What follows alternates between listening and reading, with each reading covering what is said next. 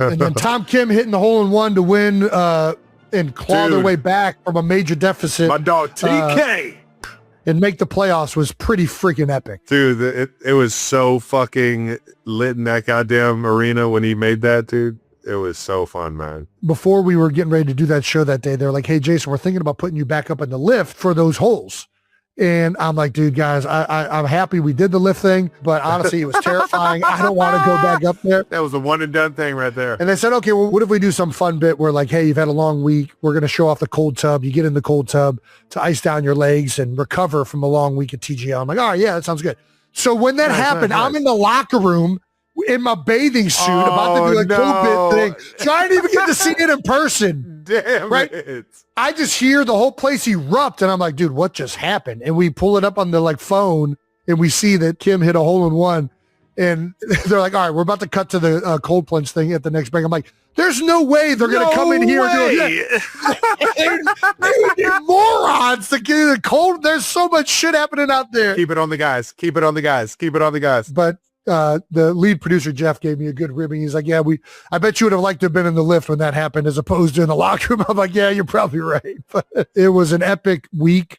Got to, talk to Tiger Woods. It was just, Dude. It was so cool being down there talking with Homa and Min Woo. Max is such a good dude. He was enjoying himself after that win. No doubt. So it was a great week. And we got to play golf together. I got to see you, Trav.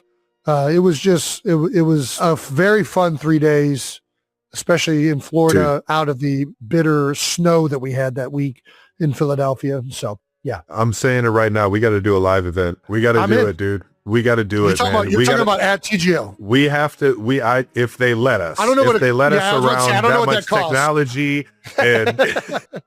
And now I think we can feel the seats, man. I think it's such a cool atmosphere. I think there's a way we could have some fun with it. Bring it because everybody fucking golfs, man. And don't get me wrong, we're no professionals. That's why it's awesome.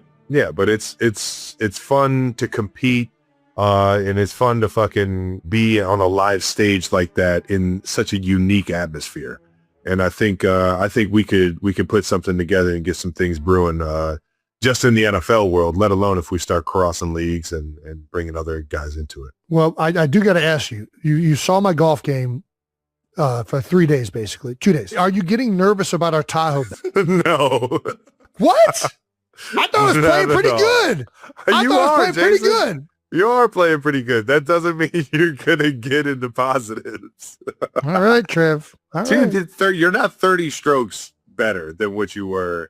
I don't need to be 30 strokes. It's not 30 strokes. strokes. You're right. It's not 30 strokes. I'm sorry. Yeah. You're not. If you break 80, you're going to be in the positive in Tahoe. You think you're breaking 80? I think I'm going to be able to break 80. Yeah, I do. All I got to do is fix up this short game. I got it. Get rid of that fucking putter, dude. You get rid of that putter, I might start shaking in my boots. You get rid of that putter, I might start shaking in my boots. I'm doing it with that freaking peanut putter, whatever you want to call it. That bullseye is staying in the bag. You don't even know that bullseye. That's right. You don't even know where to hit it on the club to hit it consistently. Yes, I do. I just miss it sometimes. I know where to hit it. I just don't hit it where I'm trying to hit it sometimes. It's a aim small, miss small type thing. It's a small sweet spot. It's going to be fun. It's going to be fun. There is no chance you're breaking 80 with that putter. All right. Well, we shall see. I have never been more confident. Just let me say that. To be fair, breaking 80 one day isn't going to get you into the positives. Yes, it is. Well, it will for a day. I mean, if you do it all 3 days, you'll be in the positive. But yeah, breaking 80 by that stable forward scoring will probably be in the positive for sure. Because if you're breaking 80, you're only getting I hear a handful of double bogey. But you got to do it 3 days in a row. That's the thing. Yeah, you would have to break 80 all 3 days to be in the positive. Yeah. But you can do it without breaking 82. Really, as long as you eliminate doubles, you can be in the positive fairly easily in the Stableford scoring. Oh no, man. Because a par is a point. Well, I guess, yeah. And bogey I guess is even. Bogey is nothing. So you really, it's the doubles. The key to doubles are the ones. Yeah. And the things that get me doubles are the drives, which I think you'll agree. My drive was on point this week.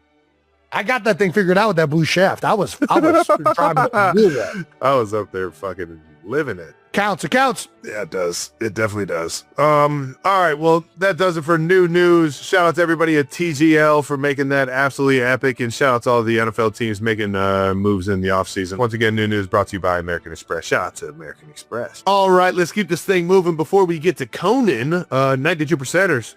It's March. And you know what that means. We are officially running it back with the New Heights Reese's March Madness Bracket Challenge. That's right. So we need all you guys to enter and give your best bracket. Jason, have you been watching any basketball? I have not. As typical, I am knee deep in football stuff for the most of the basketball season. So I just don't see a lot of college basketball. I would love to offer my expertise, though, on who to pick. So look for that, which is usually based on height or asking. I might ask an expert this year. I might just go completely off of somebody else's opinions. Okay. All right. I got somebody that I know that knows a lot about women's basketball. Ooh. Who you know? Not saying any names. Ooh. He's scared to tell us. He's lying. I just don't want to put him on the spot. All right. Well, I watched quite a bit of men's basketball. And I know that Cincinnati is on the bubble right now. Come on, Bearcats. We shall see. I know Miami of Ohio is undefeated. And that's about as far as I could tell Jason if you're going to cheat and ask people for opinions. So, wait, that's cheating? That's cheating? Yeah. Doing research is cheating? Yes. Do your own fucking research. Cite your fucking sources if you're not going to fucking tell us your source. I'll tell you. I will tell you my sources. Jake won the bracket challenge last year. Handle the truth. Way to send it. Jake won it last year, but no chance he wins it this year. 0. Men's and women's brackets open on selection Sunday, March 15th. Next week, we will make our final 4 picks and share the links to participate in our bracket challenge. So this year, the winners will get a swag bag with signed New Heights merch and Reese's cups. So, ooh. Yeah. You think we ran out of gold cups, Jason? We can get some more. Well, they can make more of them. You know where to get them? Gold cup. I think they at least got to get another gold cup. Yeah, we can get more gold cups. Yeah, let's get some more gold cups. I don't know. I still don't have a gold cup, so why don't we get a few of those? All right, we'll get you a gold cup. I would love it. Can I get it embroidered? Travis, I'll pay for it right from the New Heights account. Up in both of our names. Yeah, we can do it. We can do that. We can get you a cup. We can get the winner of this a cup. Those cups are expensive. They do cost over $10,000. It is gold plated. It's a big deal. And it's a fun thing to take to a party and chug beers out of. So I've also used it as a casino chips cup. You put your chips in that cup. It is a good luck. I have done very well at the casino with my gold cup. There's no question. There you go. All right, now, once again, thank you to our friends at Reese's for teaming up for this March Madness Bracket Challenge. May the best 92%er win. Let's get to our conversation with Conan O'Brien, ladies and gentlemen. Thanks to our presenting sponsor, Hill's Pet Nutrition. Life moves fast. You're up early. You're grinding through the day, handling million things at once. That's right. And through it all, your pet is right there. A constant calming presence in all the chaos. They give you so much without asking for anything in return. And you want to give back, especially when it comes to their health. Let's be honest, with everything on your plate, pet parents need solutions that actually work without adding more stress to your day. That's right. That's the beauty of Hills. Hills science-led nutrition helps you give more love than humanly possible. Their formulas are designed by experts, so you know you're giving your pet what they need to thrive, even when life gets hectic. Because you're only human. There's Hills. Find the right food at hillspet.com/science-does-more. Thank you to our sponsor, American Express. The more we travel, the more we care about taking it slow. Yep, there's nothing like having time to take your time.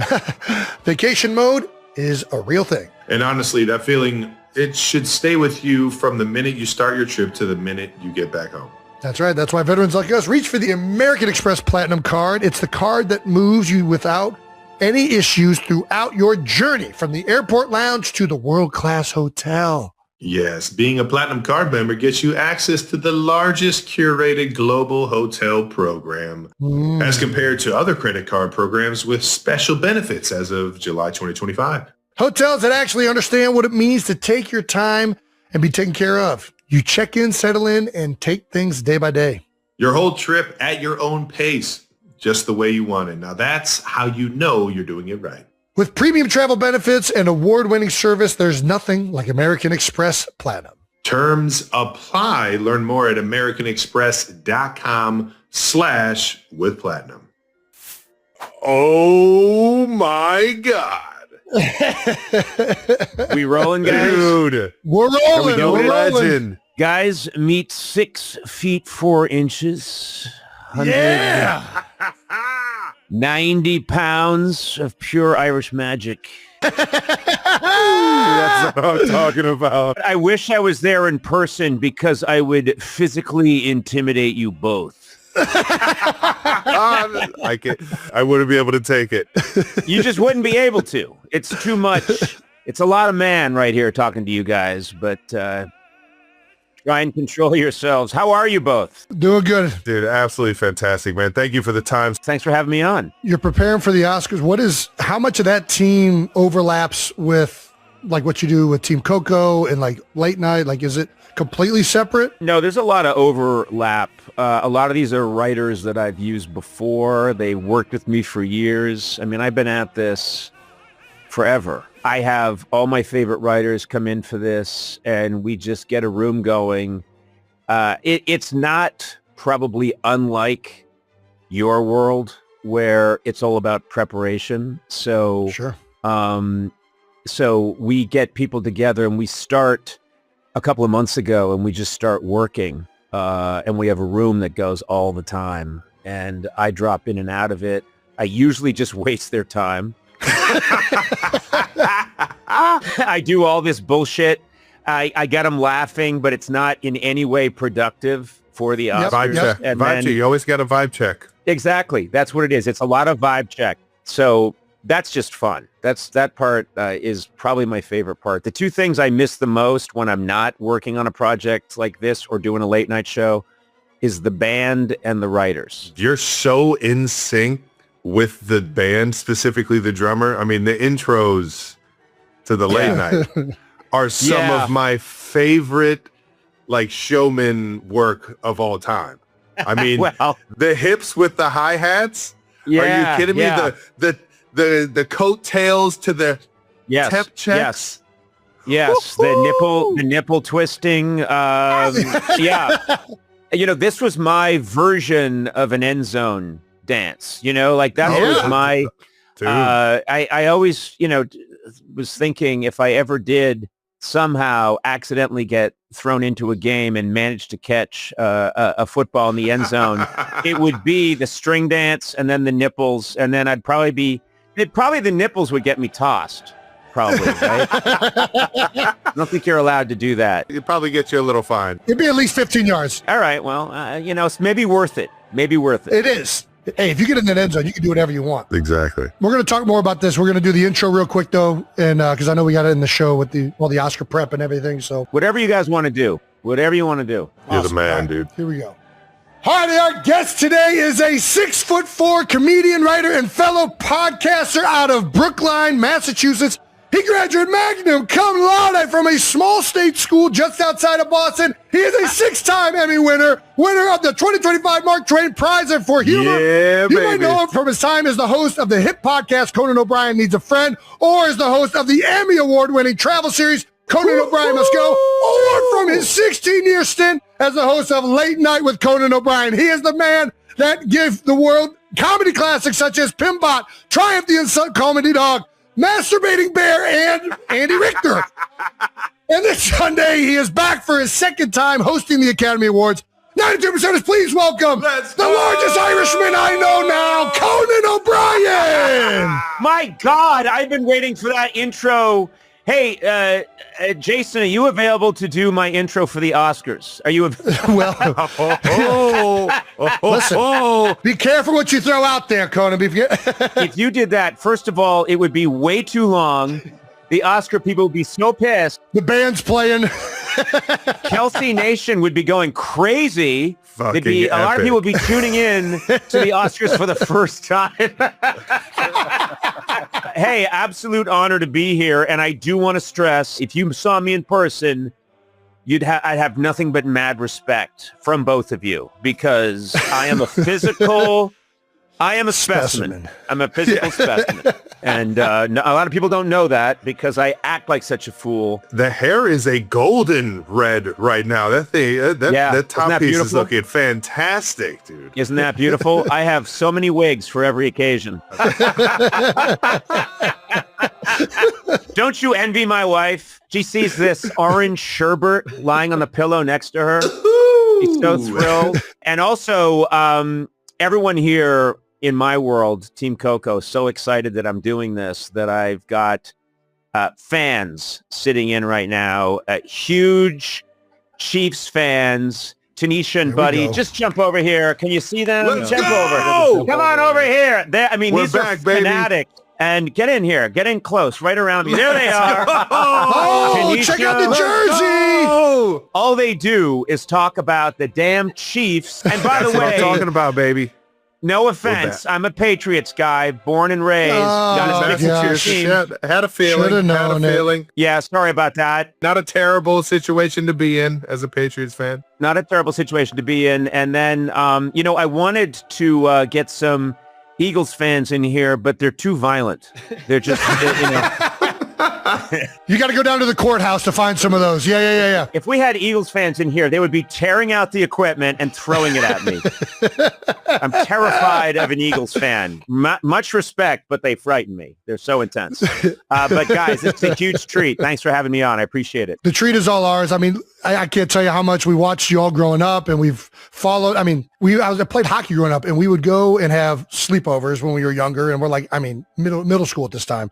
And we would stay up, play video games, and purposely stay up just to watch Late Night with Conan O'Brien. Every time. And see the Walker Texas Ranger lever. Well, the Walker Texas Ranger lever was one of my favorite things ever. I was ever, and it's one of the things I'm most happy about. And then they made us stop doing it because they said that we're playing all these clips and there's actors in those clips. And they said to me, the actors are starting to notice you're playing these clips and you're not paying them and they're going to come after you. Boo. And so we got to cut it down. And I went into a depression because it was my favorite thing. And then I said to my producer, and to my lawyer, I want to take this to trial.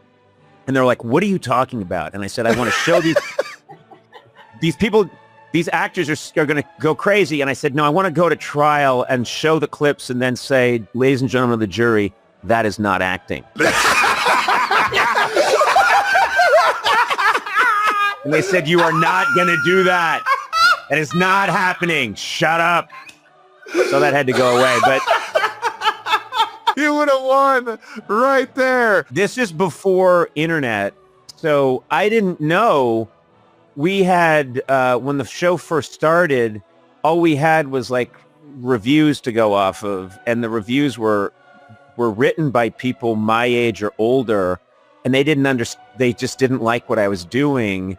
And no one told me that, no, there's all these 14-year-olds out there who are staying up and watching it, and they're like building a religion around it. And so I always wish, well, why couldn't, Travis and Jason have got a hold of me back then and said, hey, man, we love the show.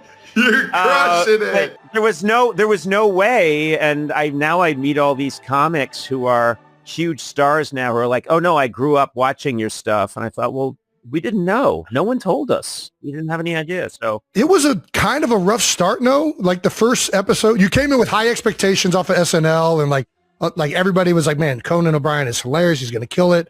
And the only reason I know this is because I tried my hand at a late night show this year. One of the hardest things I've ever done, but I had... you had a bunch of my writers. All of them. They were all former Late Night with Conan O'Brien. John Glazer, Tammy Sager, Andy Blitz, and Kevin Dorff. All those, they were all writing on the show. It was so hard and daunting. And they knew what a fan I was of your stuff. And they said, like, it wasn't easy for Conan when he just got started. Like, it took him a while to like really get into it and everything. So I don't know why I'm bringing this up now, but yeah, go ahead. It's like anything else where, again, I think there are probably some analogies to your guys' profession where, you know, you come up, you think about comedy all the time, you're obsessed with it, and then finally you get your show. But I was 29 when I auditioned. I had never done anything on television. And so, you know, it's one of those situations where I was thrown in, you know, as a rookie, and I'm just getting sacked left and right. It's kind of a disaster. We were doing the kind of comedy that I wanted to do, which was very strange and stuff that I really believed in and that my head writer, Robert Smigel, really believed in. So we knew we were doing what we wanted to do, but I had to learn a lot. I had to kind of learn how to, you know, in your world, it would be like see the field and figure out how it all comes together and gels. And the only situation was you're just out there alone. You're one of just a few late night hosts. This is back when there weren't any. And I mean, there were very few. And so there's a lot of focus. There's an incredible amount of focus. So yeah, we barely survived that first year and a half, 2 years. I always thought I was going to get canceled. And, but then it started to gel. And then it started to click, but I think I started in September of 93, and I don't think it really started to click with Americans until like 96. It makes sense too, looking back at it though, because a lot of the stuff ended up, you're building like this atmosphere within the show, right? Like there's like so many pieces and characters and bits and things that take time to really take foot for like fans watching. But once they're in, it's like, this stuff is gold, man. It is hilarious and the fans love it. And I feel more like, and maybe I'm wrong on this, but it feels like you almost more than any of the other late night show hosts. There's like a level of fandom that is like to a diehard nature. Like people absolutely love Conan O'Brien with like an infatuation. He's so spot on. And I've always actually wondered, why? Something unusual happened in a Florida arena recently, and if you blinked, you might have missed the exact second the entire atmosphere shifted. One swing, one crisp contact with the ball, and suddenly the noise level exploded like someone had opened a pressure valve on pure sporting chaos. On Travis and Kelce, moments like this are irresistible, because every so often sport produces a scene so dramatic it almost feels scripted, and this one had that deliciously unpredictable energy.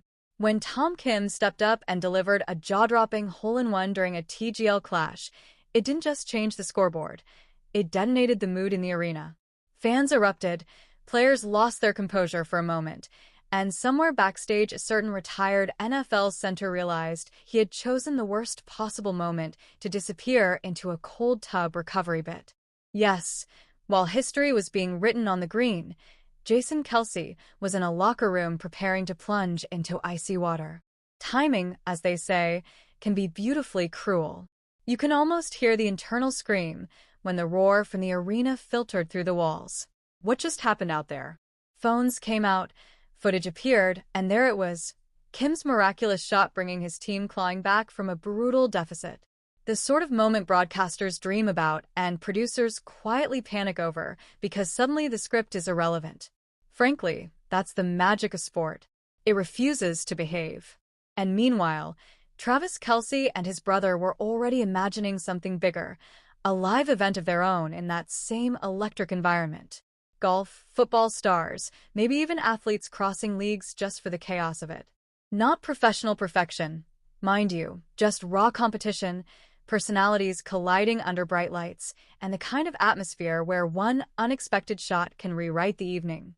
Now, if you enjoy these behind-the-scenes stories where sport collides with pure entertainment, make sure you like the video, share it with a friend who lives for those unbelievable moments, and of course subscribe to Travis and Kelce. Because the real fun isn't just the highlights, it's the stories around them.